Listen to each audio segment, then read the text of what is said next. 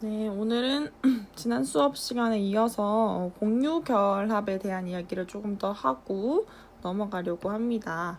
자, 우리 지난 시간에 이온결합에 대한 내용을 배웠었지요.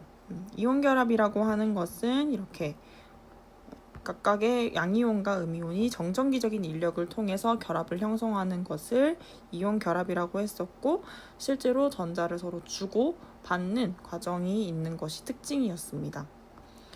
공유결합은 이제 그와 반대로 똑같이 좀 안정적인 물질을 이루기 위해서 화학결합을 하는 목적성은 같지만 그 방법이 실제로 전자를 공유함으로써 이렇게 물 분자 같은 것들을 형성한다고 했었죠.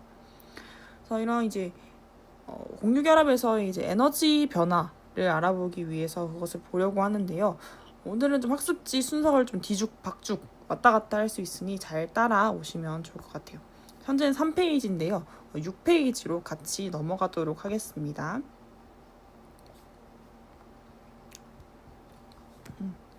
6페이지를 보시면 공유결합과 에너지 변화라고 하는 것이 있을 거예요. 가장 맨 뒷페이지입니다. 공유결합과 에너지 변화를 보시면 두 원자 사이에 거리가 가까워져서 이것도 인력과 반발력이 균형을 이루며 에너지가 최소인 지점에서 공유결합이 형성되는 것을 알 수 있어요. 이것도 이온결합 물질에 봤던 그 에너지 표와 같은 원리인데요. 여기서도 보시면은 이온 사이 핵간 거리 대비 에너지의 지금 추이를 나타내고 있는데, 이 A 지점에서는 아예 H랑 H 사이 거리가 가장 멀어져 있는 형태임을 알 수 있고, 지금 B 지점, 그러니까 0으로 가면 갈수록 점점 가까워지는 걸 볼 수 있어요. 핵간 거리가. 그런데 이것도 마찬가지로 가장 낮은 에너지일 때 거리를 보시면은 지금 여기 C 구간임을 알 수가 있죠. 여기서 바로 공유결합이 형성되는 가장 적절한 핵간 거리임을 알 수 있어요. 그리고 이때가 인력과 반발력이 가장 균형을 잘 이루고 있는 형태다는 것을 알 수 있죠. 그래서 이런 C 형태에서 D나 이렇게 B 형태로 간다면 에너지적으로 조금 더 불안정해진다는 의미가 되겠죠. 그래서 이것도 잘 이해를 하시면 좋을 것 같습니다. 그래서 공유결합 길이와 공유결합 반지름이라고 있는데요. 공유결합 길이는 말 그대로 핵이랑 핵 사이의 그 거리를 바로 공유결합 길이라고 이야기를 해요. 공유결합 반지름은 바로 이 공유결합 길이의 절반 지점이 되는 것을 바로 공유결합 반지름이라 합니다. 이거 용어는 문제에서 나중에 풀 때 좀 필요하기 때문에 잘 알아놓으시면 좋을 것 같아요. 개념완성에서는 162페이지 정도에 참고를 하시면 됩니다. 그래서 이런 공유결합 물질은 되게 다양한 형태로 주어져 있는데, 같은 이렇게 탄소화합물이라고 하더라도 이렇게 다중결합이 또 가능한 것도 바로 공유결합의 특징 중 하나이기도 합니다. 그래서 메테인과 에테인, 그다음에 에텐까지 이렇게 보시면은 이 세 가지는 단일결합, 이중결합, 삼중결합이 이루어진 걸 알 수가 있죠. 공유결합은 다중결합도 가능하다는 걸 보여주기 위해 자료도 넣었습니다. 금속결합도 간단하게 그냥 보고 다시 앞으로 좀 넘어갈게요. 그래서 공유결합, 이온결합에 대한 성질은 우리가 배웠고요. 금속결합이라고 하는 것이 있어요. 금속결합은 바로 금속 양이온과 자유전자라고 해서 돌아다니는 전자 사이의 상호작용이 바로 금속결합입니다. 일반적으로는 정전기적 인력이라고 이야기하는데요. 이렇게 금속 양이온과 자유전자 사이의 인력이라고 해요. 그래서 금속 양이온 움직이지 않고요. 이 사이를 자유전자들이 막 자유롭게 이동을 하면서 나름 결합을 형성하게 되는 걸 알 수가 있습니다. 자유전자의 개념도 같이 써놨는데요. 자유전자는 금속 원자가 양이온이 되면서 내놓은 원자과 전자로 금속 양이온 사이를 자유롭게 움직이며 금속 양이온을 결합시켜주는 그런 역할을 합니다. 그래서 여러분들이 잘 알고 있는 알루미늄, 금, 은 이런 애들이 다 금속이잖아요. 걔네들이 하고 있는 것이 다 금속 결합이에요. 그래서 이런 금속의 특징은 바로 자유전자 때문에 나타나게 됩니다. 그래서 다양한 특징들을 좀 알아볼 건데요. 첫 번째로는 바로 전기 전도성이에요. 금속은 자유전자가 자유롭게 좀 움직일 수 있는 특징이 있지요. 그래서 고체와 액체 사이에서 전기 전도성이 있는 것을 알 수가 있습니다. 두 번째로 이제 열 전도성인데요. 열 전도성은 금속을 가열하면은 자유전자가 인접한 자유전자와 금속 양이온에다가 열 에너지를 전달하는 특징이 있기 때문에 열 전도성이 매우 매우 크다는 특징이 있습니다. 세 번째로는 뽑힘성과 표짐성, 연성과 전성이라고 하는데요. 이거는 이제 외부의 힘이 뭔가 가해졌을 때도 금속이 잘 변형이 되는 그런 특징들이 있죠. 이것이 바로 이제 금속의 뽑힘성이랑 표짐성이 매우 좋기 때문에 나타나는 특징이에요. 그래서 이런 뽑힘성과 표짐성이 매우 크다는 것도 특징이에요. 뽑힘성, 연성이라는 거는 금속이 길게 늘어나는 성질을 얘기하고요. 표짐성은 금속이 얇게 펴지는 성질을 이야기합니다. 마지막으로 녹는 점과 끓는 점이 있는데, 녹는 점과 끓는 점은 금속은 자유전자와 금속 양이온 사이에 강한 정전기적인 인력이 있기 때문에 녹는 점이랑 끓는 점이 둘 다 좀 높은 특징을 가져요. 그러나 예외적으로 알칼리 금속은 조금 녹는 점이 낮고 무른 그런 특징이 있습니다.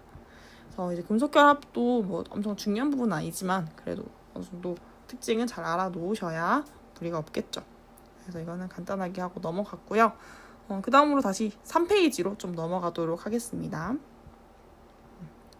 3페이지. 우리가 지난 시간에 3페이지 밑에 탐구하기부터 안 했었죠. 3페이지에 보시면 이온결합 물질과 공유결합 물질의 전기 전도성을 비교하는 이제 실험이 하나 있을 거예요. 선생님이랑 같이 실험을 보고 도표를 좀 정리를 해보도록 하겠습니다. 그래서 지금 나와져 있지만 여러분들은 보지 마시고 아마 실험 영상에서는 액체 상태는 나타나 있지가 않아요. 그래서 그냥 고체 상태와 수용액 상태에서 전기 전도성이 이온결합 물질과 공유결합 물질이 있나 없나 를 OX만 좀 치면서 같이 보시면 좋을 것 같습니다.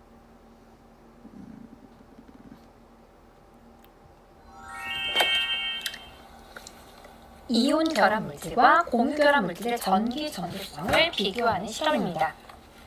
준비물은 여기 나와 있는 것처럼 포도당 내지는 설탕, 그리고 NaCl, 염화나트륨이죠. 그리고 증류수와 유콘판, 전기 전도도 측정기, 유리막대 내지는 약숟가락 이렇게 필요합니다. 자, 홈판에 한 홈에는 포도당 그리고 염화나트륨을 각각 약숟가락으로 조금씩 담아 놓겠습니다.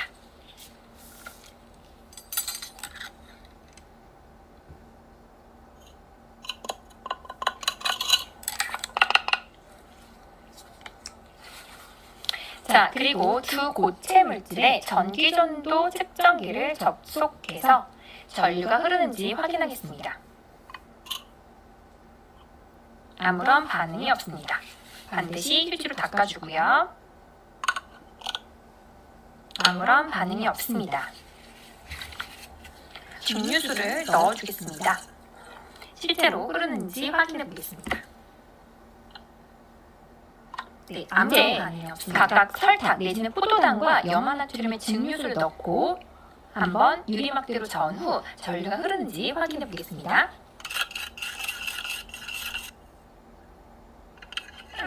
다 녹았는지 확인이 되면 전기전도 측정기로 측정해 보겠습니다. 네, 포도당에는 아무런 변화가 없습니다.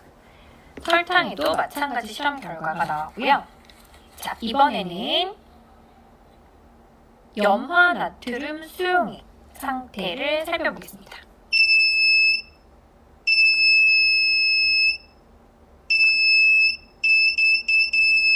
따라서 설탕과 염화나트륨은 고체일 때는 전류가 흐르지 않고 설탕 수용액에서도 흐르지 않고 염화나트륨 수용액에서만 전류가 흐른다는 것을 알 수 있습니다. 여기서 간단한 설탕을 한번 해볼까요? 자, 살균 소독 티슈 요새 많이 사용하고 있죠? 네, 우리 같이 한번 봤는데요. 이어서 한번 보겠습니다. 그래서 지금 여기서는 고체와 수용액 상태에 관련된 실험에만 되어 있는데 이온결합 물질에서는 고체에서 전류가 흐르지 않았고 그 다음에 수용액 상태에서는 전류가 좀 흐르는 걸 볼 수 있어요. 액체는 나와 있진 않지만 액체도 전류가 흐르는 상태가 됩니다. 그 다음 설탕의 경우에는 고체에서도 전류가 흐르지 않았고 수용액에서도 흐르지 않았는데 액체에서도 사실은 흐르지가 않습니다. 이렇게 정리를 하셨으면은 잘 한 건데 이제 그 이유에 대한 것을 같이 분석을 해보려고 해요. 일단 먼저 설탕물의 전기 전도성을 먼저 볼 건데요. 설탕물이라고 하는 것은 공유결합 물질일까요? 이온결합 물질일까요? 이 설탕이라고 하는 친구는 바로 공유결합 물질이에요. 그래서 비전해질이기도 하지요. 전기가 통하지 않는 물질이라고 이야기하고 이 친구는 이온화라고 해서 아까 본 것처럼 양이온과 음이온으로 분리가 되는 것이 아니라 전기적으로 중성인 분자 상태로 용해가 되는 거예요. 좀 이따 그림을 통해서 다시 한번 설명을 해줄게요. 근데 고체 상태에서 조금 예외적인 물질이 하나 있긴 합니다.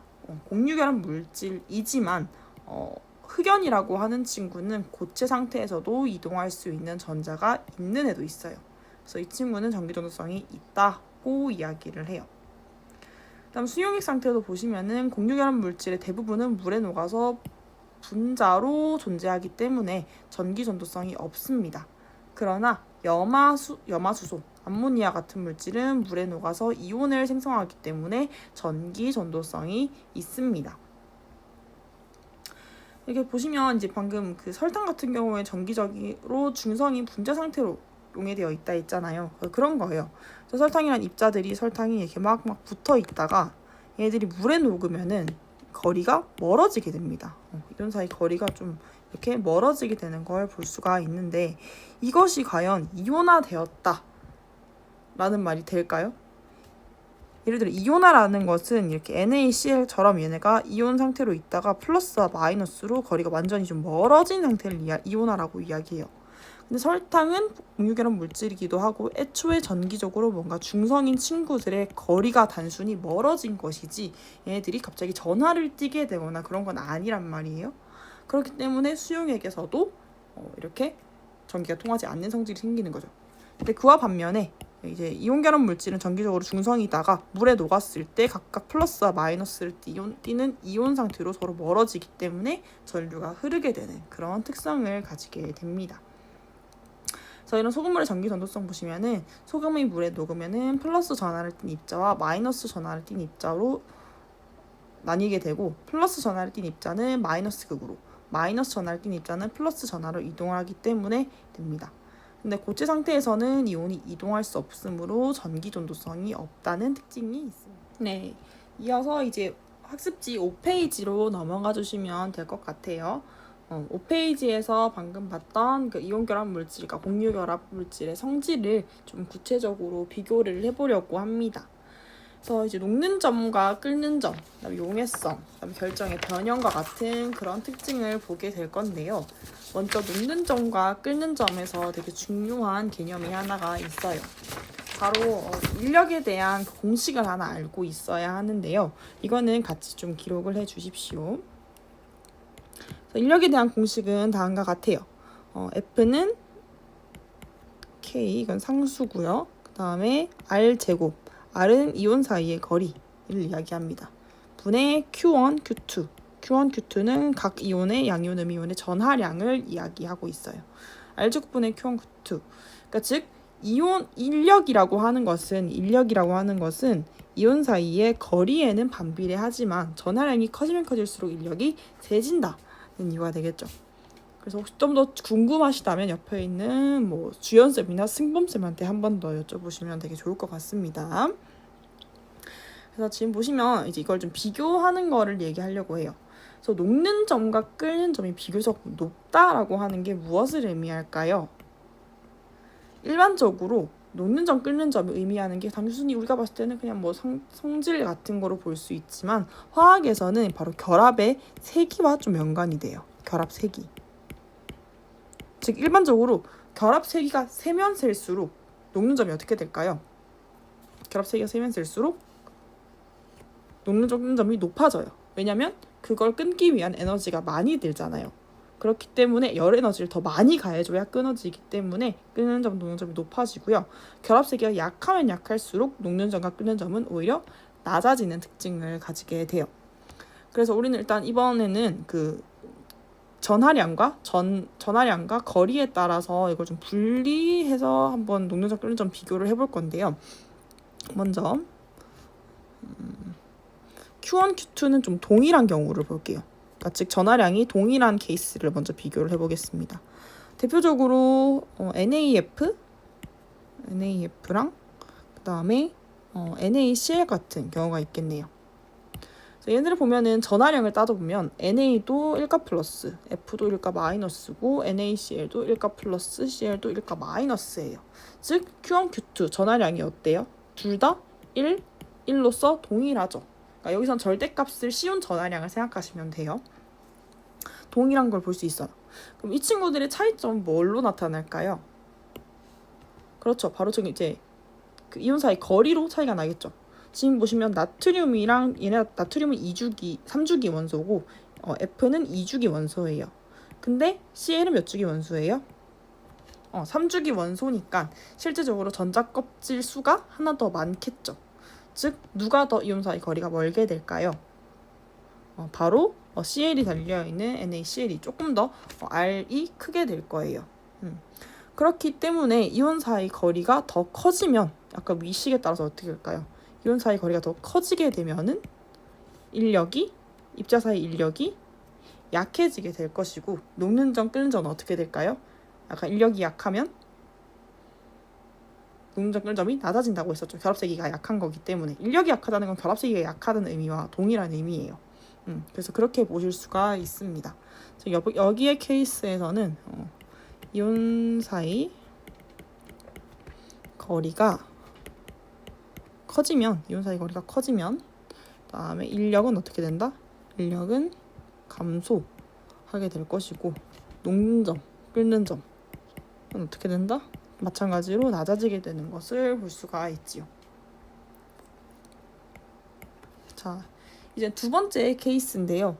여기서는 이제 이온 사이 거리는 같은데 이온 사이 거리는 유사한데 거리 같다고 완전 못하기 때문에 이온 사이 거리는 유사한데 Q1, Q2 전하량이 다른 경우 이런 경우를 한번 볼게요. 이것도 예시가 하나 있습니다. 예시가 대표적으로 많이 쓰이는 친구가 NaCl이랑 그다음에 MgO 보통 이렇게 얘기를 해요. 그래서 얘네들이 이온 사이 거리는 유사하다고 가정을 하고 NA는 전하량이 플러스 1이고 CL은 마이너스 1이에요. 그래서 Mg는 2가 플러스이고 O는 2가 마이너스임을 알 수가 있죠. 자, 그럼 Q1, Q2는 실제로 Q1 곱하기 Q2이기 때문에 얘는 1 곱하기 1이라고 볼 수 있지만 MgO는 2 곱하기 2가 될 거예요. 그런데 이는 분모에 있었어요? 분자에 있었어요? 분자에 있었으니까 F, 인력이랑 비례한 값이 되겠죠. 그래서 인력이 누가 더 크게 된다? 당연하게도 MgO가 훨씬 더 크게 될 거예요. 그래서 얘는 이제 전하량 Q1, Q2가 커지니까 어떻게 됐어요? F가 오히려 더 커졌고 F가 커졌다는 것은 결합세기가 강해졌다는 얘기이기 때문에 녹는 점과 끓는 점이 어떻게 된다? 끓는 점이 오히려 높아지는 것을 볼 수가 있지요. 그래서 이 원리를 잘 이해를 하시고 계셔야 합니다. 그래서 이거에 관한 문제가 하나 있어요. 그래서 보시면 156페이지에 11번에서 13번 문제거든요. 156페이지 11번에서 13번 문제. 이걸 좀 간단하게 좀 풀고 넘어가도록 할게요. 그래서 보시면 이제 염화나트륨의 결정 구조를 나타냈다고 해요. 156페이지에 11번에서 13번 문제입니다.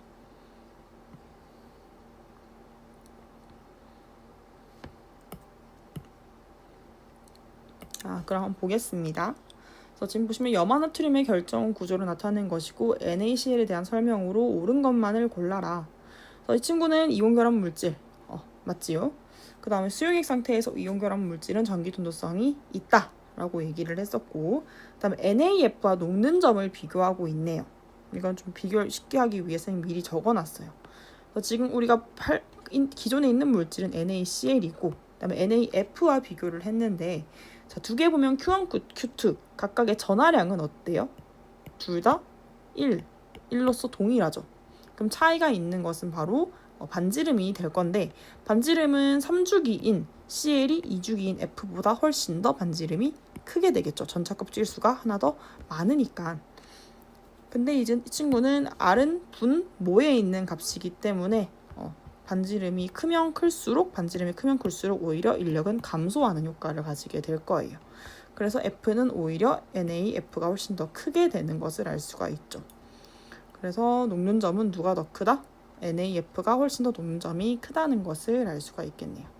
그래서 이거는 틀린 답안이 되기 때문에 기억 니은만 답이 됩니다. 이어서 이제 12번, 13번도 빨리 보고 넘어갈 건데 먼저 12번을 보시면 이온의 전하량에 따른 이온 결합 물질의 녹는 점 변화를 알아보기 위한 거래요. 그러니까 이온의 전하량 차이에 따라서 이온 결합의 녹는 점 변화가 생기냐를 보려면 전하량이 달라야겠죠. 전하량은 다르면서 뭐는 같아야 돼요? 거리는 유사한 거 케이스를 찾아야겠죠. 거리는 유사한데 전하량만 다른 거. 그래서 지금 보시면 이 왼쪽에 있는 집단은 모두 Q1, Q2가 플러스 1, 마이너스 1인 집단이 되고요. 그 다음에 두 번째 집단, 여기 두 번째 표인 집단을 보시면 다 이온의 전하가 플러스 2, 마이너스 2인 전하가 집단이 됩니다. 그래서 지금 보시면 지금 가장 이온 사이 거리가 유사한 친구가 이 NaCl이랑 BaO 이 친구들이 276, 275로 좀 비슷하고 지금 이온의 전하는 차이가 생기기 때문에 이 두 개를 비교했을 때 전하량에 대한 비교를 하기가 쉽겠죠. 그래서 얘는 4번이 될 거예요. 다음 13번은 이제 이온 사이 거리에 따른 이온 결합 물질의 녹는 점 변화를 보고 싶대요. 이온 사이 거리만 비교를 하려면 뭐는 같아야 돼요? 그러면 그치, 전하량은 동일하되 거리만 좀 차이가 있는 걸 생겨야겠죠. 즉 1집단 내에서 뭔가 비교를 한다든지 아니면 20단 내에서 두 개를 비교를 해야 전하량은 같으면서 이온 사이 거리는 비교가 되겠죠. 그래서 얘 친구들을 다 봤더니 NaF, 그다음 MgO 얘는 2가 플러스 2가 마이너스. 얘는 안 되겠네요. 다른 전하끼리. 얘는 플러스 1 마이너스 1, 얘도 플러스 2 마이너스 2, 얘도 플러스 1 마이너스 1, 플러스 2 마이너스 2. 이 세 개 다 지금 다른 전하끼리 비교하고 있어요. 근데 이 친구는 플러스 2 마이너스 2, 얘는 플러스 2 마이너스 2 해서 같은 전하 의 형태로 두 개를 비교하기 때문에 가장 적합한 형태라고 볼 수 있겠네요. 그래서 이런 식으로 좀 분석을 하시면 될 것 같습니다. 그래서 한번 봤고요. 그래서 한번 다시 이온 결합 물질의 성질로 돌아와서 페이지 5페이지를 보시면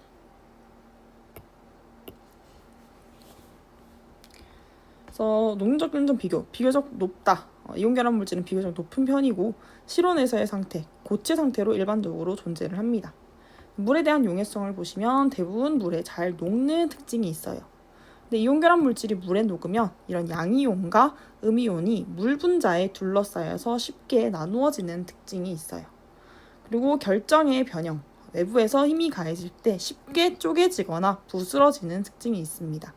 왜냐면은 이 친구들은 가해진 층이 이렇게 조금 살짝만 힘을 주게 되더라도 밀리거든요. 밀리면 같은 전하끼리 반발하는 성질이 생기기 때문에 굉장히 잘 부스러지는 그런 특징을 가지게 돼요. 그래서 같은 전하를 띤 이온들이 만나서 반발력이 작용하기 때문에 잘 부스러진다. 네 번째로는 전기 전도성이에요. 고체 상태에서는 아까 이온이 이동할 수 없기 때문으로 전기 전도성이 없지만 액체 상태와 수용액 상태에서는 이온이 자유롭게 이동할 수 있기 때문에 전기 전도성이 있습니다. 이것도 잘 구분해서 봐주시면 될 것 같아요. 그래서 한번 보시면 되고 이제 공유결합 물질의 특징이에요.